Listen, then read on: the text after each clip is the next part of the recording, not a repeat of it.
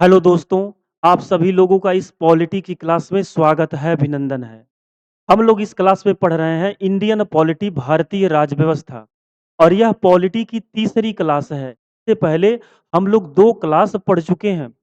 तो जो लोग पीछे की 2 क्लास अटेंड नहीं किए हैं, वो सबसे पहले उन क्लासों को पढ़ लें। तभी आपको आगे की सारी बातें समझ में आएगी। एकदम ज़ीरो लेवल से, एकदम बेसिक लेवल से आपको पढ़ाया जा रहा है। कोई फ़र्क नहीं पड़ता इससे पहले आप पढ़े हैं या नहीं पढ़े हैं। सारी बातें आपको एकदम अच्छे से समझ में आएँगी। यह क्लास आरआरबी, एनटीपीसी, रेलवे के सभी एग्ज़ामों के लिए है। तो आप रेलवे की किसी भी एग्ज़ाम का फॉर्म भरे हैं, खासकर एनटीपीसी का फॉर्म भरे हैं, तो यह क्लास आपके लिए है। सारी बातें आपको समझ में आएगी, एकदम बेसिक लेवल से पढ़ रहे हैं। बस आप साथ के साथ नोट्स बनाते रहिए और प्रीवियस ईयर पेपर से क्वेश्चन सॉल्व करिए। आपको खुद ब खुद पता चल जाएगा कि जो पढ़ाया जा रहा है, उससे एग्ज़ाम में सवाल पूछा है या नहीं पूछा है। पिछली क्लासों में हम लोग पढ़ना शुरू किए भारतीय राज्य व्यवस्था और हमने बात किया अधिनियमों के बारे में। जैसा कि हमने आपसे बताया कि भारत के संवैधानिक विकास को 2 चरणों में पढ़ना होता है। सबसे पहले कंपनी का शासन और उसके बाद पढ़ना है क्राउन के अधीन शासन। हमने आपसे बताया ब्रिटेन से अधिनियम एक्ट बना-बनाकर भारत भेजे जाएँगे और उसी अधिनियम और एक्ट की सहायता से भारत में ईस्ट इंडिया कंपनी अपना प्रशासन चलाएगी। कहने का मतलब कैसे प्रशासन चलाना है, किस नियम कानून से प्रशासन चलाना है, ये कौन बताएगा? ये ब्रिटेन की सरकार बताएगी और भारत में प्रशासन कौन चलाएगा? East India company. तो इसी प्रकार कुछ अधिनियमों के बारे में हम लोग पिछली क्लासों में बात किए। जैसे ब्रिटेन से जो सबसे पहला अधिनियम बनाकर भेजा गया, उसका नाम था 1773 का रेगुलेटिंग अधिनियम। इस अधिनियम के तहत क्या-क्या काम हुए, उन सब के बारे में हमने पढ़ा और अपने नोटबुक में लिख भी लिया। इसके बाद 1781 का संशोधनात्मक अधिनियम, 1784 का पिट्स इंडिया अधिनियम, 1813 का चार्टर अधिनियम, 1833 का चार्टर अधिनियम आज पढ़ना है हम लोगों को। तो चलिए आगे पढ़ेंगे, आगे बात करेंगे। तो पढ़ना शुरू करिए। सबसे पहले हेडिंग डालिए, वहीं से आगे जहाँ तक पिछली क्लास में बात किए थे। हम पढ़ रहे हैं भारतीय राज्य व्यवस्था, भारतीय राज्य व्यवस्था और भारतीय राज्य व्यवस्था में हम क्या पढ़ रहे हैं? कंपनी का शासन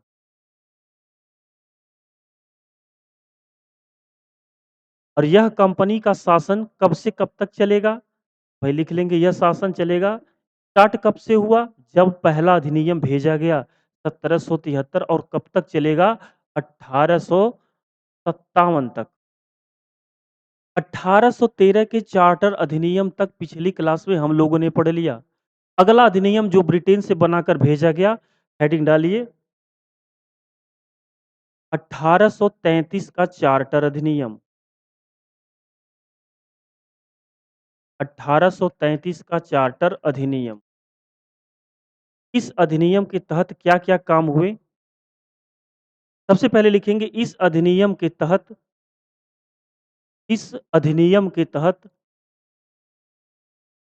ईस्ट इंडिया कंपनी के ईस्ट इंडिया कंपनी के संपूर्ण व्यापारिक एकाधिकार समाप्त कर दिए गए।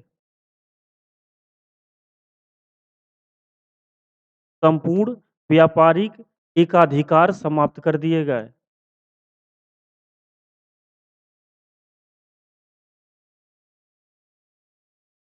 कहने का मतलब अब ब्रिटेन का कोई भी नागरिक या ब्रिटेन की कोई और कंपनी भारत में आके कोई सा भी व्यापार कर सकती थी। अब जो मोनोपोली चल रही थी ईस्ट इंडिया कंपनी की उसको क्या किया गया? समाप्त कर दिया गया। आपसे सवाल पूछेगा इंडिया कंपनी के सारे व्यापारिक एकाधिकार कब समाप्त किए गए थे? तो क्या बताएँगे? सन पूछेगा तो 1833। इसके अलावा क्या काम हुआ? लिखेंगे कंपनी के शासन का केंद्रीयकरण किया गया। कंपनी के प्रशासन का केंद्रीयकरण किया गया।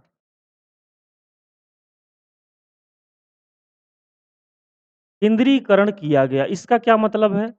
केंद्रीय का करण का मतलब है कि अब ईस्ट इंडिया कंपनी का प्रशासन एक केंद्र ईस्ट इंडिया कंपनी का प्रशासन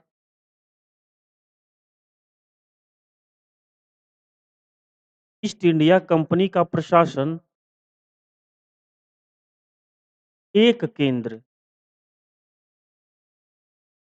कहाँ से चलाया जाएगा? कलकत्ता से।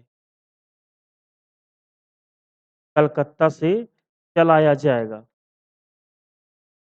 केंद्रीकरण का मतलब ये होता है कि पूरी ईस्ट इंडिया कंपनी का जो प्रशासन चलाया जा रहा था, अब वो सिर्फ एक केंद्र से चलाया जाएगा। कहाँ से? कलकत्ता से।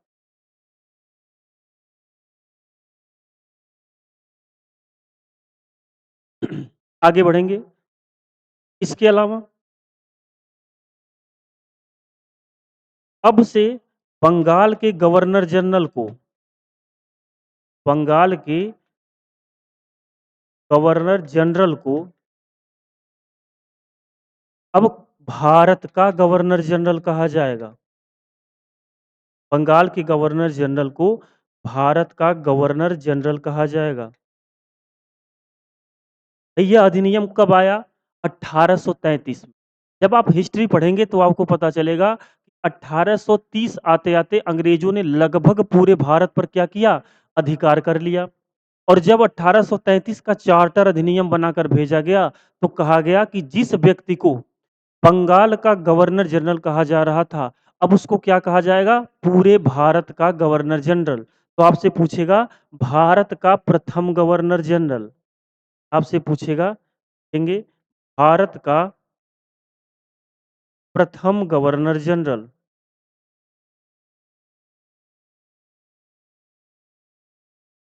भारत का प्रथम गवर्नर जनरल कौन बना? Lord William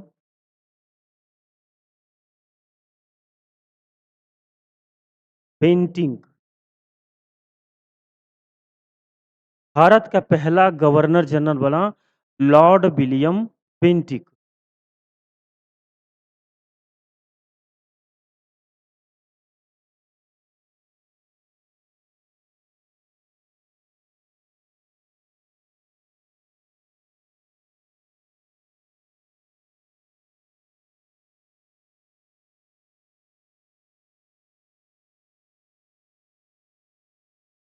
Lord William Bentinck. सवाल पूछता है जैसे बंगाल का पहला गवर्नर कौन बना? Robert Clive. बंगाल का अंतिम गवर्नर कौन बना? Warren Hasting. बंगाल का पहला गवर्नर जनरल किसे बनाया गया? Warren Hastings. उसी प्रकार पूरे भारत का पहला गवर्नर जनरल कौन बना? Lord William Bentinck. कब? 1833 में। इसके बारे में कुछ चीजें जानेंगे। लॉर्ड विलियम बेंटिक के बारे में लिखेंगे।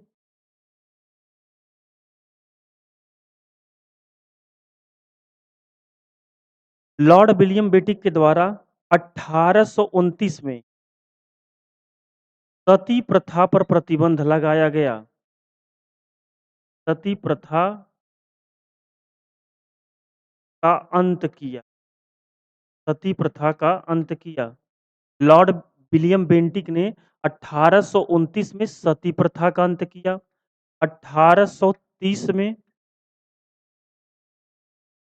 ठगी प्रथा का अंत किया और 1833 में नरबली नरबली प्रथा का अंत किया।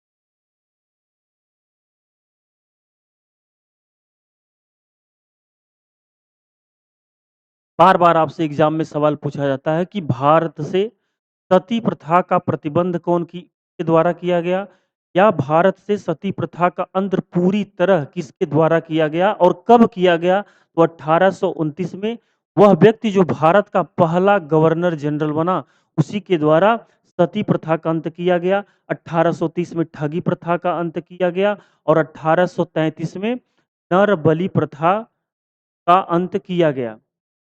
इसके अलावा इस अधिनियम के तहत क्या काम हुआ? लिखेंगे इस अधिनियम के तहत अब अंग्रेजों को भी भारत में भूमि खरीदने का अधिकार प्रदान किया गया। अंग्रेजों को भी भारत में भूमि खरीदने का अधिकार प्रदान किया गया।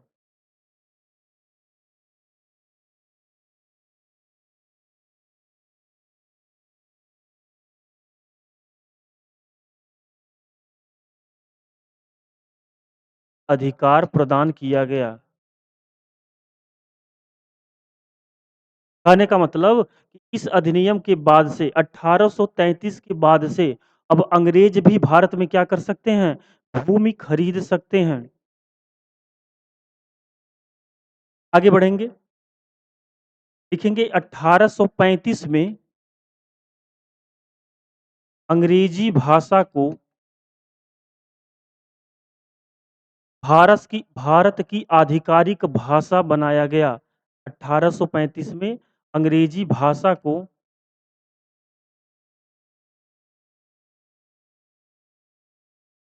भारत की आधिकारिक भाषा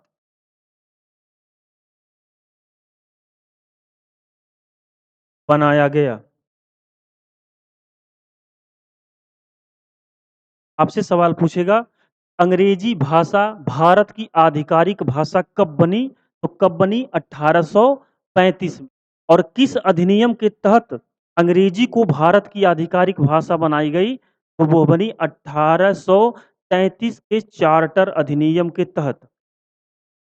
तो ये कुछ इंपॉर्टेंट काम थे जो 1833 के चार्टर अधिनियम के तहत हुए। नेक्स्ट अधिनियम कब भेजा गया? अगला अधिनियम ब्रिटेन से बनकर आया 20 साल बाद, और वो कब आएगा? 1853 में। अगला अधिनियम जो ब्रिटेन से बनाकर भेजा गया, हेडिंग डालिए 1853 का चार्टर अधिनियम। 1853 का चार्टर अधिनियम।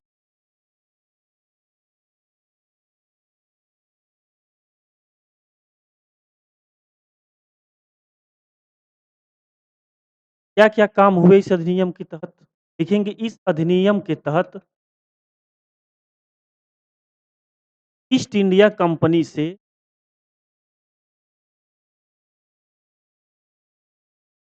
प्रशासन और विधायिका को अलग-अलग किया गया।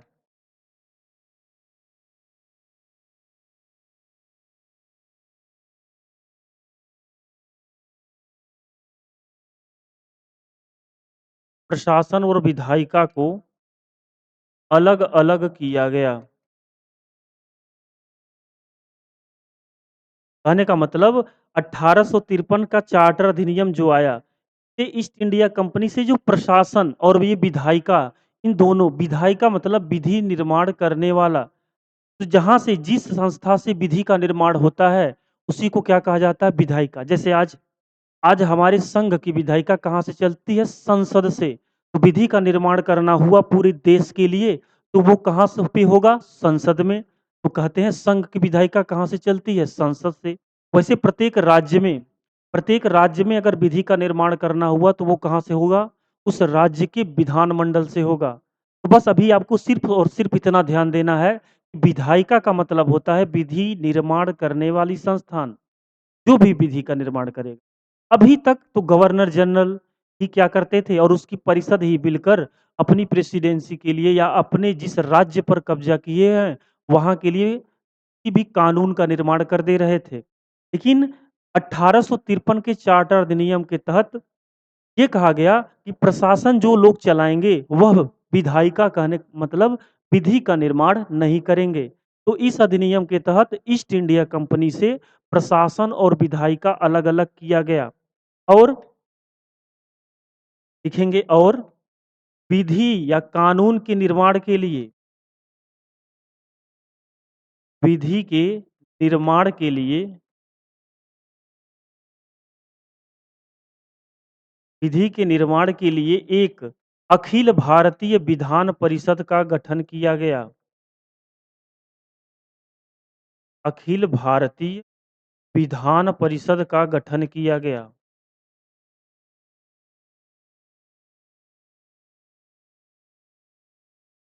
अखिल भारतीय विधान परिषद का गठन हुआ और यह जो अखिल भारतीय विधान परिषद है, वह पूरे देश के लिए क्या करेगी? कानून का निर्माण करेगी, विधि का निर्माण करेगी। कहने का मतलब अभी तक हमारे देश में अगर विधि बनाना हुआ, कोई कानून बनाना हुआ, तो गवर्नर जनरल ही अपने परिषद के साथ मिलकर क्या किया करते थे? कानून बना दिया करते थे। लेकिन अब से इस अधिनियम के बाद ये कहा गया कि जो लोग विधि का निर्माण करेंगे, कानून का निर्माण करेंगे, वो प्रशासन नहीं चलाएँगे और जो लोग प्रशासन चलाएँगे, वो कानून का निर्माण नहीं करेंगे। और विधि का निर्माण करने के लिए एक संस्था बनाई गई, एक अखिल भारतीय विधान परिषद का गठन किया गया कलकत्ता में। और इस अखिल भारतीय परिषद में कुल कितना सदस्य थे? लिखेंगे इसमें कुल 12 सदस्य थे। आपसे सवाल पूछेगा, भारत में पहली बार विधायिका का गठन कब किया गया? 1853 में। तो अखिल भारतीय विधान परिषद का गठन किस अधिनियम के तहत या कब किया गया? तो ये कब किया गया? 1853 में। इसके अलावा ये बहुत इंपॉर्टेंट है, इसको ज़रूर ध्यान में रखेंगे। इसके अलावा और क्या काम हुआ? लिखेंगे इसी अधिनियम के तहत बंगाल में एक उप गवर्नर की नियुक्ति की गई। बंगाल में एक उप गवर्नर की नियुक्ति की गई।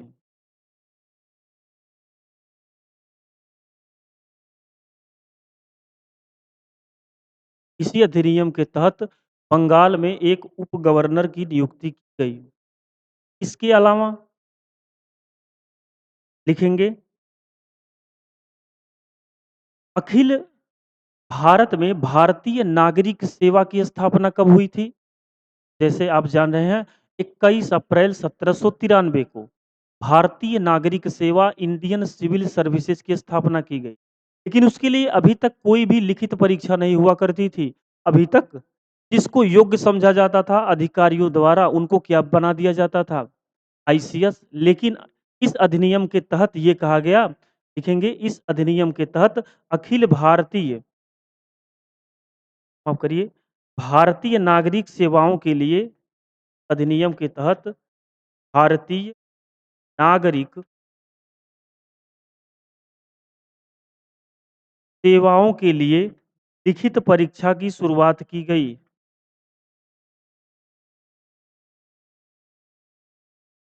लिखित परीक्षा की शुरुआत की गई।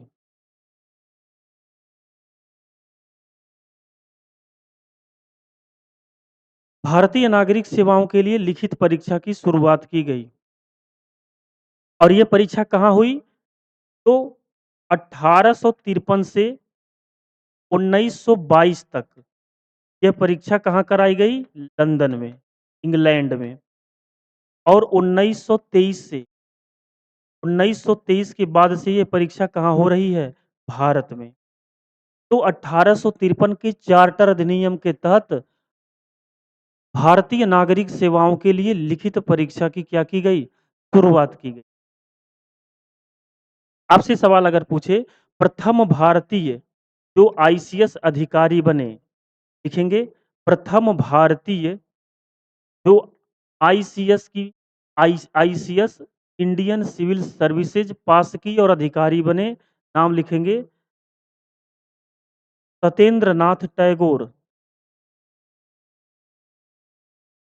सत्येंद्र नाथ टैगोर ये प्रथम भारतीय थे जो आईसीएस अधिकारी बने, आईसीएस पास करके अधिकारी बने। इसके अलावा अब जब भारत में एक अखिल भारतीय विधान परिषद का गठन कर दिया गया कानून बनाने के लिए, तो 24-24 निर्देशक मंडलों की कोई आवश्यकता नहीं है। लिखेंगे इसी अधिनियम के तहत निर्देशक मंडल के निदेशक मंडल के 6 सदस्यों को निलंबित कर दिया गया।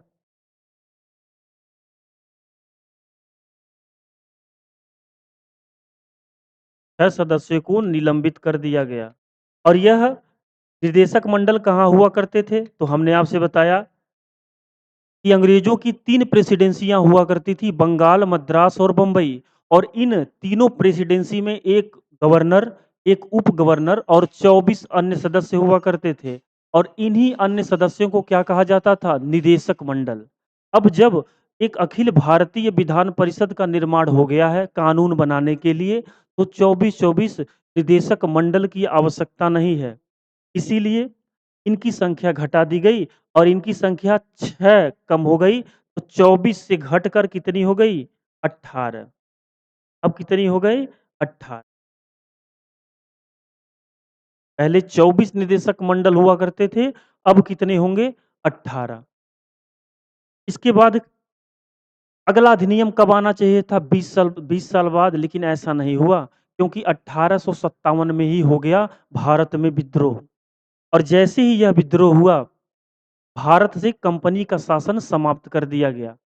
1857 की क्रांति हुई, 1857 का विद्रोह हुआ और इस विद्रोह के बाद ईस्ट इंडिया कंपनी को बंद कर दिया गया, उसके प्रशासन को भारत से समाप्त कर दिया गया और अब भारत में किसका शासन चलेगा? महारानी विक्टोरिया का। विद्रोह कैसे हुआ? कहाँ से शुरू हुआ? क्यों फेल हुआ? ये सारी बातें आपको कहाँ पढ़नी है? ये पढ़नी है आपको हिस्ट्री। बस इतना यहाँ लिखेंगे। देखिए 1857 में भारत में विद्रोह हो जाने के कारण 1857 में भारत में विद्रोह हो जाने के कारण भारत से कंपनी का प्रशासन खत्म कर दिया गया। भारत से कंपनी का प्रशासन खत्म कर दिया गया और अब भारत में चलेगा क्राउन का शासन।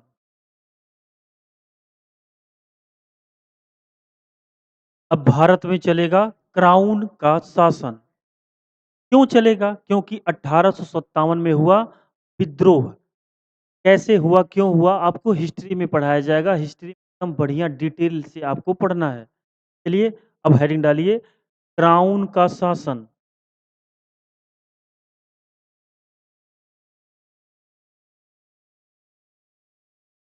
और क्राउन का शासन कब तक चलेगा?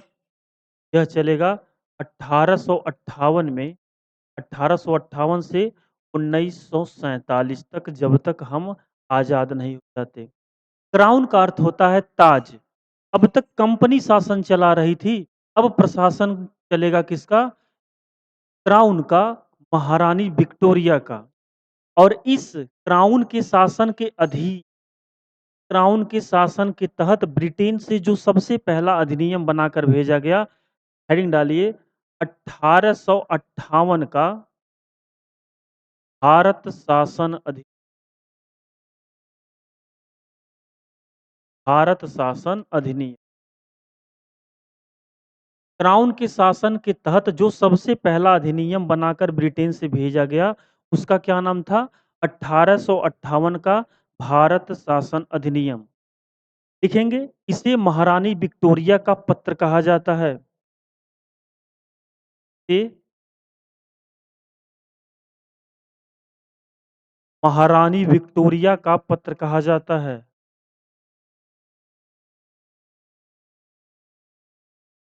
महारानी विक्टोरिया का पत्र कहा जाता है। आपसे सवाल अगर पूछे कि महारानी विक्टोरिया का पत्र किसको कहा जाता है, तो वो कहा जाता है 1858 के भारत शासन अधिनियम। लिखेंगे, इस अधिनियम को 1 नवंबर 1858 को मिंटो पार्क, ये मिंटो पार्क कहाँ है? Minto park Allahabad. Minto park Allahabad में सार्वजनिक रूप से सार्वजनिक रूप से लॉर्ड कैनिंग के द्वारा लॉर्ड कैनिंग के द्वारा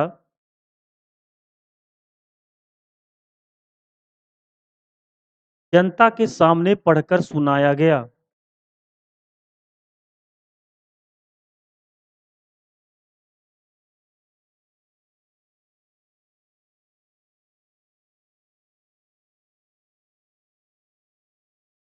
कहने का मतलब यह जो 1858 का भारत शासन अधिनियम भारत आया, इसको 1 नवंबर 1858 को मिंटो पार्क, इलाहाबाद में लॉर्ड कैनिंग के द्वारा जनता के सामने घोषणा किया गया और पढ़ के सुनाया गया।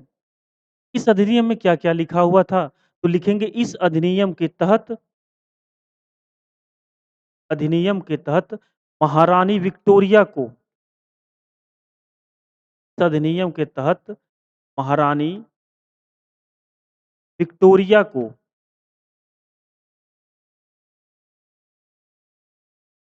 भारत की साम्राज्ञी घोषित किया गया। अब महारानी विक्टोरिया क्या होंगी?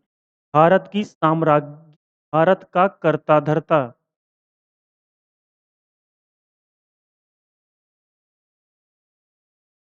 महारानी विक्टोरिया को भारत की साम्राज्ञी घोषित किया गया। इसके अलावा इस अधिनियम के तहत अगला काम क्या हुआ? लिखेंगे इस अधिनियम के तहत ईस्ट इंडिया कंपनी को बंद कर दिया गया। ईस्ट इंडिया कंपनी को बंद कर दिया गया। आपसे सवाल पूछेगा, ईस्ट इंडिया कंपनी कब बंद हुई? तो 1858 में। और इस east India British east India company की स्थापना कब हुई थी? 31 दिसंबर सन 1600 को। और किसके द्वारा स्थापना किया गया था? भाई जैसे कि आप जान रहे हैं, एक व्यापारियों का दल था जिसका नाम था मर्चेंट एडवेंचर्स। इस अधिनियम के तहत और क्या काम हुआ? लिखेंगे इस अधिनियम के तहत अब भारत के गवर्नर जनरल को भारत के गवर्नर जनरल को भारत का गवर्नर जनरल नहीं कहा जाएगा। अब उसे क्या कहा जाएगा? अब उसे भारत का वायसराय कहा जाएगा।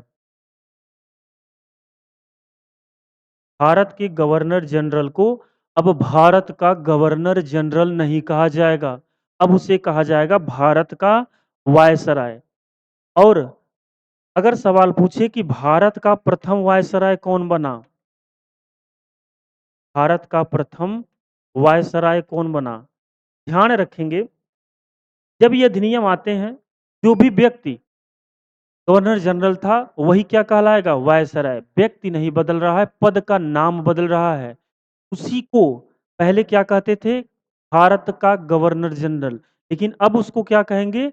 भारत का वायसराय। और भारत का प्रथम वायसराय बना कौन? Lord Canning. लॉर्ड कैनिंग बना भारत का प्रथम वायसराय। जल्दी से नोट करिए। इसके अलावा लिखेंगे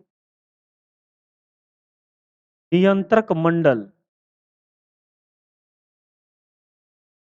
ये कहाँ पर हुआ करते थे? लंदन में। और इनका क्या काम हुआ करता था? जो भी व्यक्ति बंगाल का गवर्नर जनरल होगा, वो उन पे क्या करेंगे? नज़र रखेंगे, उन पे नियंत्रण लगा के रखेंगे। नियंत्रक मंडल और निदेशक मंडल।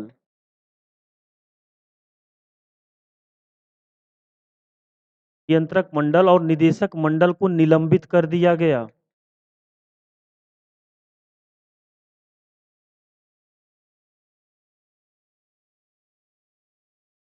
नियंत्रक मंडल और निर्देशक मंडल को क्या किया गया? निलंबित कर दिया गया। ध्यान रखेंगे, बार-बार सवाल पूछता है, नियंत्रक मंडल में कितने सदस्य थे? तो 6। और निदेशक मंडल में कितने सदस्य थे? 24। जो 1853 के चार्टर अधिनियम के तहत घटाकर कितने कर दिए गए थे?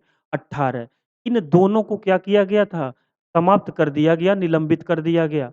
और इन दोनों की सारी शक्तियाँ एक नया पद बनाया गया, उसको दे दिया गया। एक नया पद बनाया गया। इस अधिनियम के तहत नियंत्रक मंडल और निदेशक मंडल को निलंबित किया गया और एक नया पद बनाया गया, राज्य सचिव का। एक राज्य सचिव का नया पद बनाया गया। और इस राज्य सचिव को नियंत्रक मंडल और निदेशक मंडल के पास जितनी भी शक्ति थी, जो काम ये कर सकते थे, वो सारी शक्ति किसको दे दी गई? राज्य सचिव को। इसके अलावा और क्या काम हुआ? देखेंगे, राज्य सचिव को सलाह देने के लिए, राज्य सचिव को सलाह देने के 15 सदस्यों की एक भारतीय परिषद का गठन किया गया।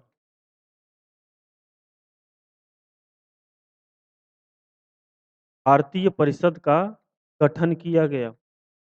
कहने का मतलब कि राज्य सचिव की सलाह देने के लिए, राज्य सचिव जैसे आज राष्ट्रपति को सलाह देने के लिए क्या होता है? संघ का मंत्रिपरिषद होता है और ये लोग सलाहकार होते हैं किसके? राष्ट्रपति को।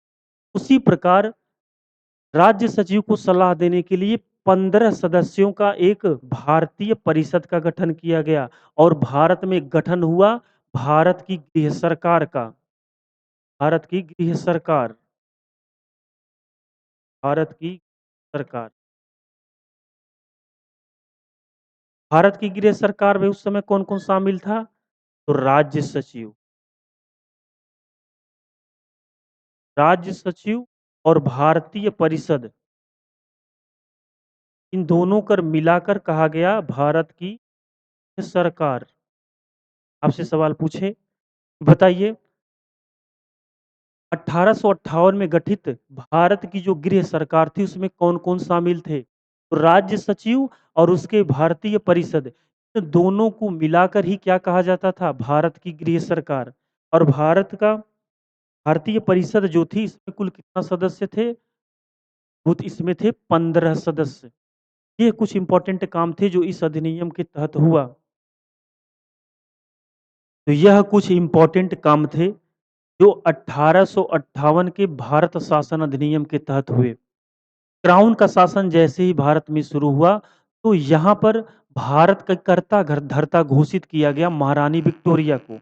जैसे आपसे सवाल पूछे कि बताइए जब ईस्ट इंडिया कंपनी को बंद किया गया या भारत से जब ईस्ट इंडिया कंपनी का प्रशासन खत्म हुआ, उस समय ब्रिटेन की महारानी कौन हुआ करती थी? तो महारानी विक्टोरिया।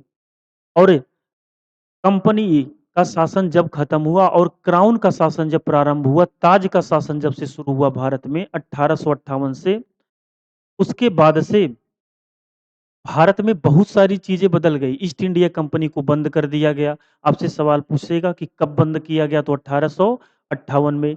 निदेशक मंडल और नियंत्रक मंडल इन दोनों को कब खत्म किया गया? तो 1858 में। भारत के गवर्नर जनरल को भारत का गवर्नर जनरल नहीं कहा जाएगा, अब कहा जाएगा भारत का वायसराय। इसी अधिनियम के तहत भारत में एक नया पद राज्य सचिव का बनाया गया और राज्य सचिव को सलाह देने के लिए एक 15 सदस्यों की भारतीय परिषद का गठन किया गया और राज्य सचिव और भारतीय परिषद मिलकर ही क्या कहलाए? भारत की गृह सरकार। तो ये कुछ इंपॉर्टेंट चीजें थी जो 1858 के भारत शासन अधिनियम के तहत हुई। इस अधिनियम की घोषणा सार्वजनिक रूप से 1 नवंबर 1858 को मिंटो पार्क इलाहाबाद में लॉर्ड कैनिंग के द्वारा किया गया। इसके बाद अगला अधिनियम जो बनाकर भेजा गया ब्रिटेन से 1861 में आया, भारत परिषद अधिनियम। हेडिंग डालिए, भारत परिषद अधिनियम।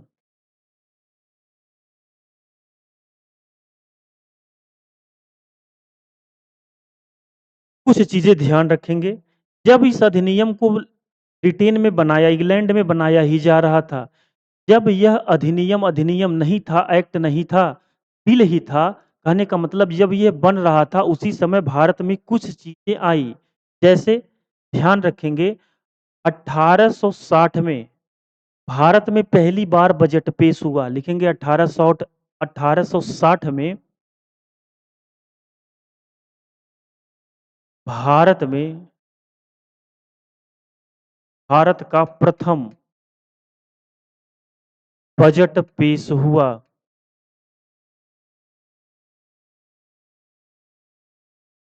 1860 में प्रथम भारतीय बजट। आपसे पूछेगा प्रथम भारतीय बजट कब आया? तो भैया ऐसे ही लिख लीजिए, प्रथम भारतीय 1860 में क्या हुआ? प्रथम भारतीय बजट आया? प्रथम भारतीय बजट आया और इस बजट को किसके द्वारा पेश किया गया? तो लिखेंगे इस बजट को पेश कौन किया? उस व्यक्ति का नाम था जेम्स विल्सन। James Wilson. तो 1860 में प्रथम भारतीय बजट पेश हुआ। इसके अलावा 1861 में लिखेंगे 1861 में आईपीसी भारतीय दंड संहिता भारतीय दंड संहिता आया। दो चीज ध्यान रखेंगे, कोई चीज आना और कोई चीज लागू होना, ये दोनों अलग अलग ही बात है। अगर आपसे सवाल पूछे कि आईपीसी भारतीय दंड संहिता भारत कब आई या भारत में कब आया, तो आया 1861 में, माफ करिए 1860 में ही आया। और इसको लागू कब किया गया? तो कुछ चीजें तो 1861 में लागू की गई, लेकिन पूर्णतः कब लागू हुआ? 1862 में। इसके अलावा लिखेंगे 1861 में भारतीय उच्च न्यायालय अधिनियम आया। भारतीय उच्च न्यायालय अधिनियम आया।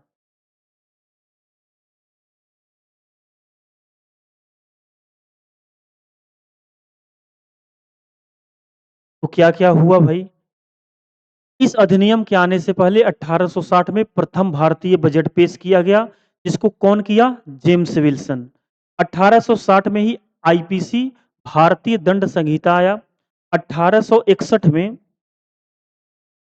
भारतीय उच्च न्यायालय अधिनियम आया। सवाल कई बार ऐसे ही पूछा है कि भारतीय उच्च न्यायालय अधिनियम कब आया? तो कब आया? 1861 में। अब बात करेंगे कि इस अधिनियम के तहत क्या-क्या काम हुआ। सबसे पहले लिखेंगे इस अधिनियम के तहत 1861 में भारतीय दंड संहिता को लागू किया गया। भारतीय दंड संहिता को लागू किया गया।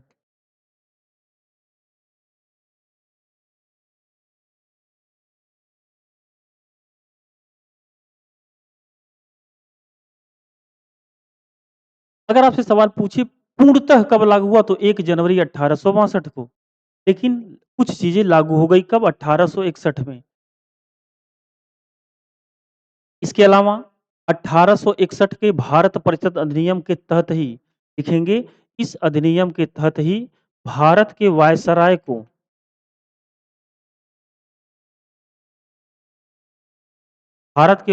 को अध्यादेश जारी करने की शक्ति प्रदान की गई। अध्यादेश जारी करने की शक्ति प्रदान की गई।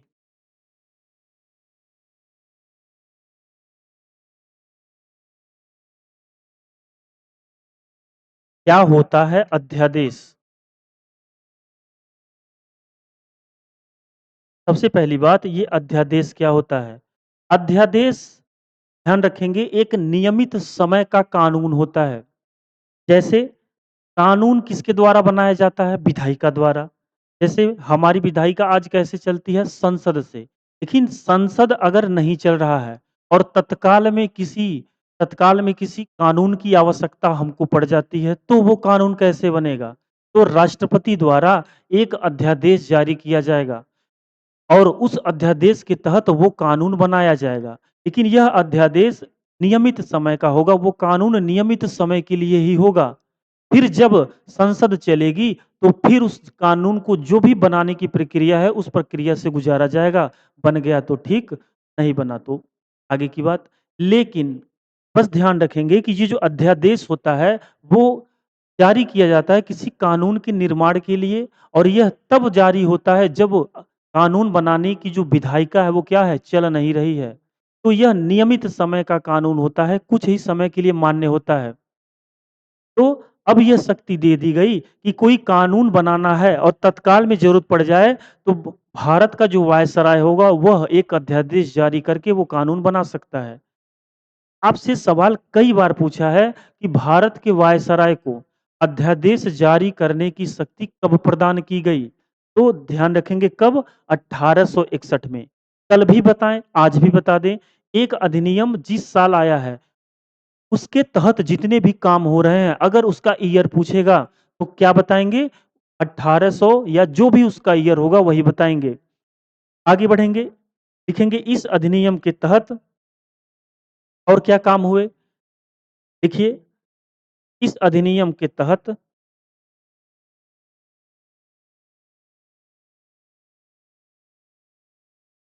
भारत में 3 उच्च न्यायालयों की स्थापना की गई। लेकिन कैसे लिखना है?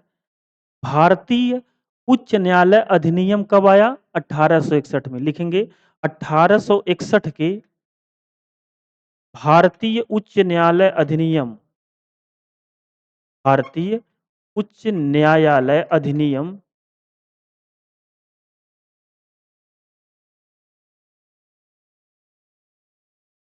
के तहत भारत में 3 उच्च न्यायालय की स्थापना की गई।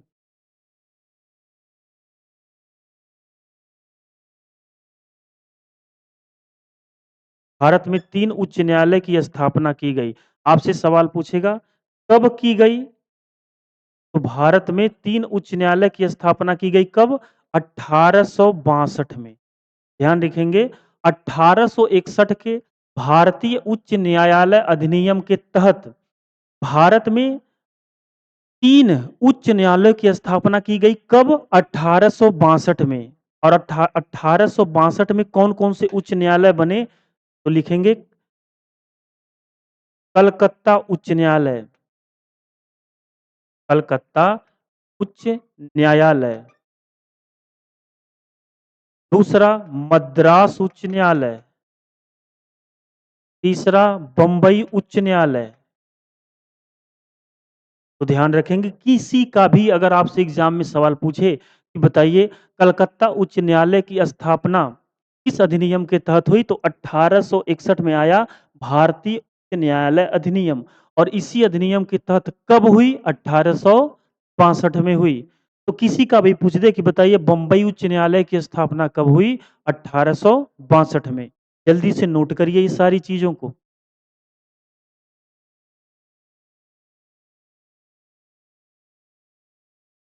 और क्या इंपॉर्टेंट काम हुआ? 1862 में लॉर्ड कैनिंग के द्वारा भारत का विभागीकरण किया गया। लॉर्ड कैनिंग के द्वारा भारत का विभागीकरण किया गया।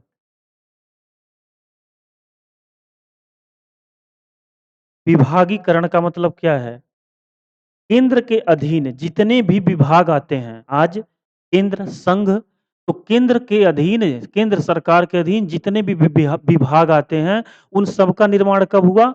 1862 में। और किसके द्वारा किया गया? लॉर्ड कैनिंग के द्वारा। तो विभागीकरण का मतलब यही है कि केंद्र के अधीन जितने भी विभाग आते हैं, उस सबका भाई लिख लेंगे। केंद्र के अधीन जितने भी विभाग आते हैं, उन सभी का निर्माण लॉर्ड कैनिंग के द्वारा 1862 में किया गया। इसीलिए आपसे सवाल पूछेगा विभागीकरण का जनक, विभागीकरण का जनक। विभागीकरण का जनक किसको कहा जाता है? तो किसको कहा जाता है? लॉर्ड कैनिंग को। आज हम लोग क्या-क्या पढ़े? 1833 का चार्टर अधिनियम, 1853 का चार्टर अधिनियम, इसके अलावा क्राउन का शासन चालू हुआ, महारानी विक्टोरिया को भारत की सम्राज्ञी घोषित किया गया और उस सबसे पहला अधिनियम आया 1858 का भारत शासन अधिनियम। इसके बाद 1861 का भारत परिषद अधिनियम। भारत में पहली बार बजट कब पेश हुआ? 1860 में। किसके द्वारा पेश हुआ? जेम्स विल्सन के द्वारा। भारतीय उच्च न्यायालय अधिनियम कब आया? 1861 में। और भारत में 3 नए उच्च न्यायालयों की स्थापना की गई। कलकत्ता उच्च न्यायालय, मद्रास उच्च न्यायालय और बम्बई उच्च न्यायालय। तो ये सब सारी चीजें पढ़े हैं। तो आप नोट्स बनाते रहिए, प्रीवियस ईयर पेपर सॉल्व करिए, आपसे सारे सवाल होंगे। आपको जितना पढ़ाया जा रहा है, आपके एग्ज़ाम में इससे बाहर आने की कोई संभावना नहीं है। तो बस आप पढ़ते रहिए, क्लास ज़रूर से ज़रूर शेयर करिए, लाइक ज़रूर कर दिया करिए और कमेंट करिए जिससे हमको प्रोत्साहन मिले और आगे वीडियो बनाने के लिए। आज की क्लास को यहीं तक रखेंगे, आगे की बात अगली क्लास में होगी। आज के लिए इतना ही, जय हिंद।